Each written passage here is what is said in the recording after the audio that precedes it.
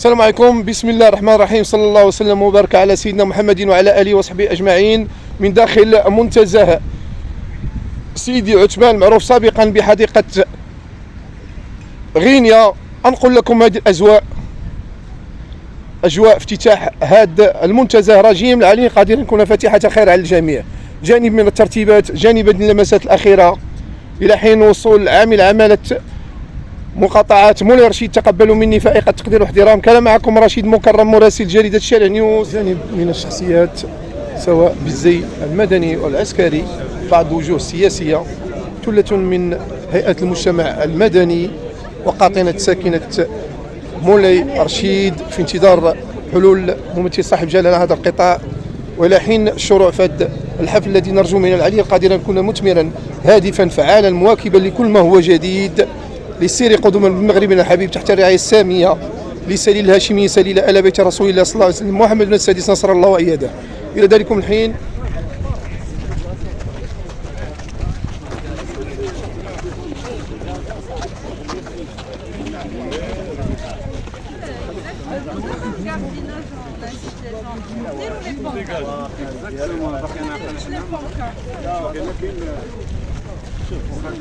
جولة تفقدية ومشاركة السيدة غلدة الدار البيضاء وكذلك عامل عمالة مولاي رشيد ورئيس مقاطعة سيدي عثمان.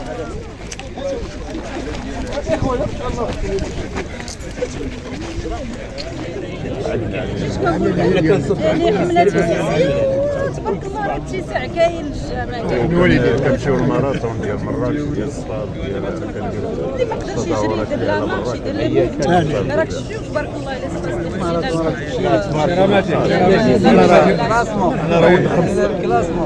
الا ولكن حنا ولكن المهم هي لاصوص ديال مدينه الدار البيضاء. فهنيئا للساكنه، تنميه ديال الاقطارات جديده اللي غادي تكون بالمواصفات العالميه. راه كنشوفوا على ان مسارات رياضيه، ممرات مهمه، مكان ترفيه للاطفال، للشيوخ، للنساء.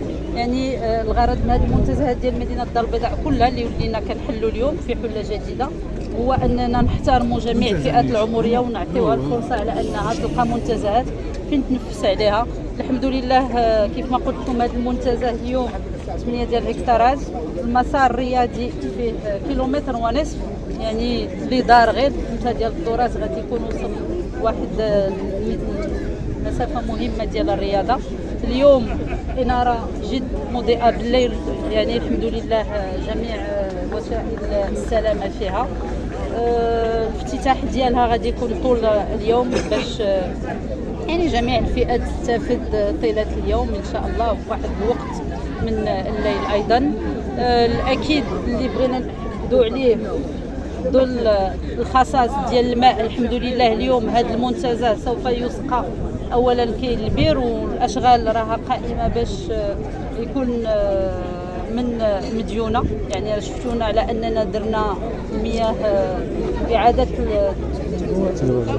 تدوير المياه ديال الصرف الصحي.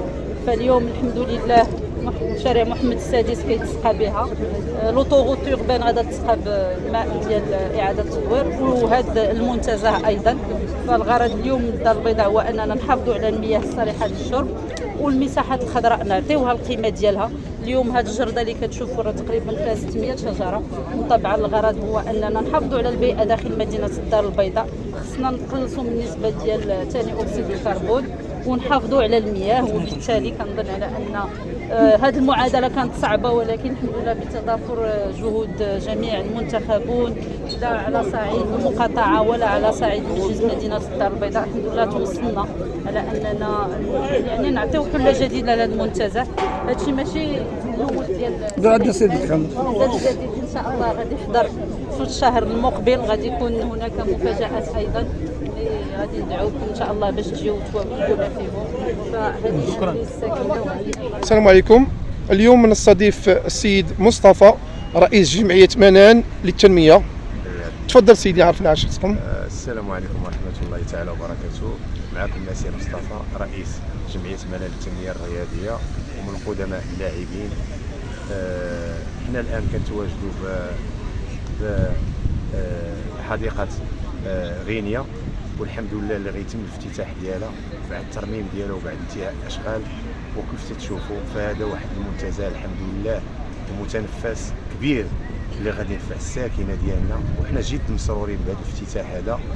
والحمد لله ماشي هذا الافتتاح هو اللي كاين، فكاين عده منجزات اللي الحمد لله حضرنا للدوره ديال المقاطعه، والحمد لله هذا الشيء كلشي كيبشر بالخير، ومشاريع كبيره الحمد لله اللي الحمد لله ما كناش كنحلموا بها. ومن هذا المنبر هذا كنشكروا هذا المجلس هذا وعلى راسهم السي محمد حدادي رئيس مقاطعه سيدي عثمان، وحنا جد فخورين بالمنطقه ديالنا وبهذه المنجزات هذه.